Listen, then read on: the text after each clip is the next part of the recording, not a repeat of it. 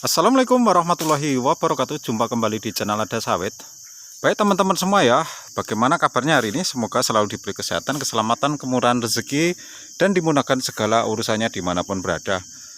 Baik teman-teman, kali ini kita akan melakukan pemupukan ya, karena di daerah kami sudah memasuki musim kemarau ya, karena sudah tidak ada hujan ya beberapa hari ini, hampir 1 minggu ya teman-teman ya, tidak ada hujan. Makanya kita akan melakukan pola pemupukan di saat musim kemarau ya. Teman-teman bisa perhatikan di sini ya. Nah ini saya tidak membawa pupuk banyak ya teman-teman, karena kita bisanya beli hanya kilo-kiloan ya. Jadi kita kali ini hanya 3 kilo ya. Yang kemarin sudah dipupukkan sekitar 5 kilo ya teman-teman ya. Ini kita bawa 3 kilo ya. Kemudian ini sudah sebagian kita cairkan di sini ya. Oh ya teman-teman ya. Nah teman-teman, di kebunnya ya kalau bisa dibikin seperti ini ya, untuk tampungan air ya, bisa menggunakan drum bekas ya, kemudian seng bekas ya, di model seperti ini ya teman-teman ya. Karena antisipasi kalau sudah datang musim kemarau itu kita akan kesusahan dalam melakukan pemupukan ya. Kalau pupuk hanya kita tebar saja itu tidak akan bisa terurai maksimal ya teman-teman ya. Nah ini kondisinya buahnya juga ada ya, makanya kita langsung akan melakukan pemupukan lagi supaya nanti di panenan fase selanjutnya kita tidak ngedrop betul ya teman-teman ya. Nah ini bahan-bahan yang sudah saya bawa teman-teman. Pupuk mutiara ya saya gunakan, kemudian ada botol bekas ya. Ini tadi sudah saya masukkan kurang lebih setengah kilo ya teman-teman ya. Jadi satu pohon kita kasih setengah kilo karena pohonnya masih kecil teman-teman. Nah cukup kita kasih air kemudian kita aduk seperti ini teman-teman ya. Ini lebih efektif lah menurut saya ya, daripada kita tabur ya, karena kalau ditabur kalau tidak ada air ya percuma ya, tidak terurai ya teman-teman ya. Makanya ini salah satu cara yang paling efektif ya. Jadi kalau teman-teman ingin memupuk tapi modalnya pas-pasan, saran saya belikan yang kiloan seperti ini ya teman-teman ya. Nah ini untuk di lokasi kami harganya 1 kilo 18.000 ya di pasar ya teman-teman ya, karena ada grosiran yang menjual di pasar ya teman-teman ya. Tapi kalau kita beli yang bungkusan yang biasa saya bikin itu harganya lebih mahal, itu 25.000 1 kilonya teman-teman. Jadi lebih efektif kita beli di pasar, harganya lebih terjangkau ya 18.000. Kalau kita punya uang 50.000 sudah lumayan dapatnya ya kan. Nah ini salah satu mengefisiensikan ya dana ya teman-teman ya. Misalnya kita ini petani kecil ya, harus bisa pintar-pintar melakukan cara pemupukan ya. Misalnya kalau sawit kita tidak lakukan pemupukan dengan rutin, itu hasilnya akan sangat ngedrop sekali ya teman-teman ya. Nah kita larutkan kembali ya. Ini kita masih ready air ya di sini ya. Nah, kita larutkan kembali.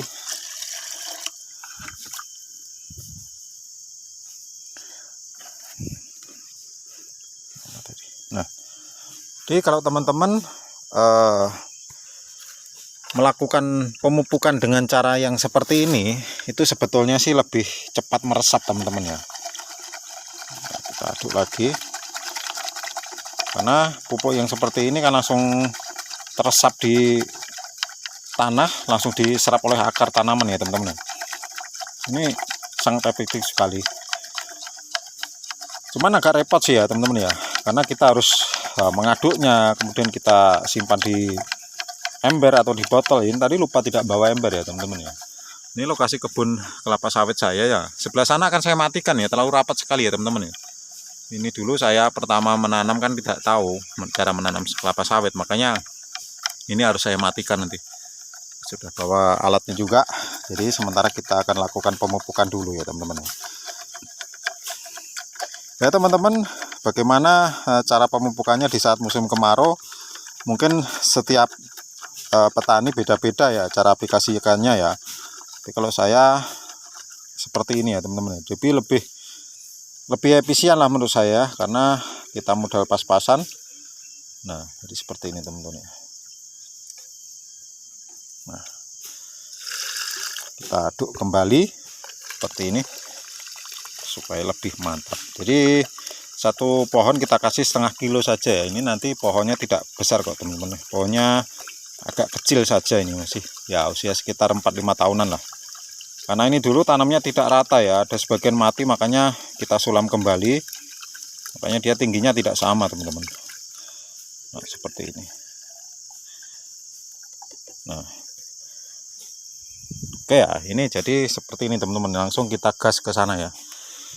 Nah ini kondisi yang sebagian sudah dipanen kemarin ya teman-teman ya, lumayan lah, bisa untuk beli pupuk lah sebagian. Nah ini kalau terlalu rapat jadi seperti ini ya, kurang bagus teman-teman ya. Ini dulu bibit unggul dengan varietas langkat ya teman-teman ya. Varietas langkat tahun tanam 2016. Nah ini pohon yang akan kita lakukan pemupukan ya teman-teman ya. Nah ini baru juga saya bersihkan nih teman-teman ya. Dan buahnya juga lumayan ya. Ini karena tidak pernah kena pupuk, akhirnya mengecil buahnya ya teman-teman ya. Bisa dilihat ya, performa buahnya seperti ini ya. Nah ini di atas juga mulai nongol calon bunga-bunga betina itu ya teman-teman ya. Nah seperti ini, makanya ini kita lakukan pemupukan kembali supaya buahnya lebih jos gandas ya. Nanti kita kasih borak sama KCL ya teman-teman ya. Tapi yang pertama ini kita kasih larutan mutiara dulu ya teman-teman ya. Nah seperti ini aja ya teman-teman ya. Kita siram di sini aja ya. Nah jadi seperti ini. Satu pohon kita kasih setengah kilo saja ya. Nah seperti ini teman-teman. Nah nanti kita larutkan semuanya. Oke ya, kita cek kondisi buahnya seperti apa ya. Nah seperti ini teman-teman. Kalau kita menanam varietasnya bibit unggul ya, ini sama sekali tidak pernah saya pupuk ya. Sekali saya pupuk waktu saya habis melakukan penanaman, sekali itu saja ya. Jadi hanya saya ambil buahnya saja ya, kemudian tidak terawat, sempat belukar lagi. Nah ini sudah mulai bersih. Nah seperti ini ya buahnya. Ini kalau dipupuk buahnya bisa lumayan cukup besar ya, cukup bulat-bulat teman-teman ya. Karena kita tidak lakukan pemupukan ya. Inilah salah satu keunggulan dari bibit varietas yang unggul ya. Walaupun kita jarang atau tidak pernah melakukan pemupukan, itu potensi buahnya masih lumayan cukup bagus ya teman-teman ya. Nah seperti ini. Nah, tuh kita ke sana. Jadi berusahalah menanam bibit yang unggul ya teman-teman, supaya kita bisa mendapatkan buah yang maksimal ya. Nah, ini kita rawat ulang lagi ya. Jangan dilihat buahnya yang sekarang ya, karena ini baru dibuka dan baru akan kita rawat kembali. Nah ini baru saya rintis ya. Jadi seperti ini teman-teman ya. Nah seperti ini. Jadi ini ada buah yang tertinggal ya. Nih bisa dilihat teman-teman ya. Nah seperti ini. Potensi buahnya lumayan ya teman-teman ya. Nah ini 2 tandan tertinggal ya teman-teman. Nah jadi seperti ini. Pokoknya kalau teman-teman menanam dengan varietas unggul, itu bisa kita andalkan ya. Buahnya pun juga lumayan teman-teman ya. Varietas pelepah pendek, tapi potensi buahnya cukup lumayan.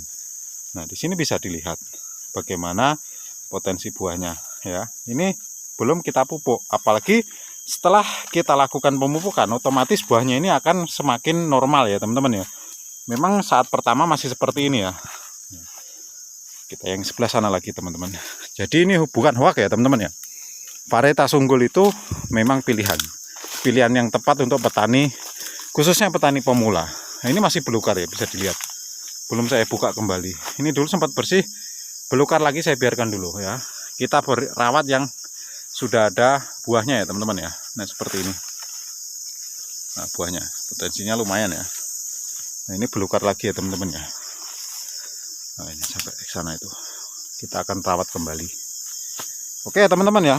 Kita akan lanjutkan pemupukan lagi ya.